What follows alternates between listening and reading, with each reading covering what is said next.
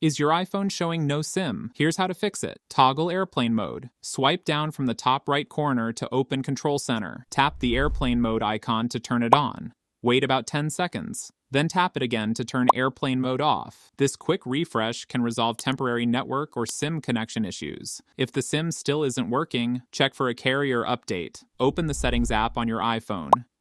Scroll down and tap on General. Then select About.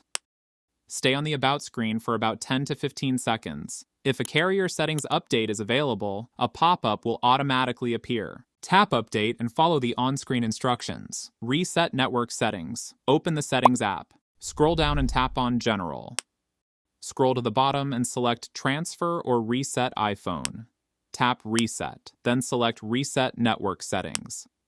Enter your iPhone passcode when prompted. Tap Reset Network Settings again to confirm. Your iPhone will restart and reset its network-related settings. In many cases, resetting the network settings can resolve SIM and cellular connection problems. Force restart your iPhone. Quickly press and release the volume up button. Then quickly press and release the volume down button. Next, press and hold the side button. Continue holding until the screen turns black and the Apple logo appears. Once you see the Apple logo, release the side button. Wait for your iPhone to finish restarting. Contact your carrier or update iOS. If none of these steps fix the problem, contact your mobile carrier for further assistance. You can also check for a software update and make sure your iPhone is running the latest version of iOS. Hopefully, one of these solutions fixed the no SIM or no SIM available issue on your iPhone. And that's it.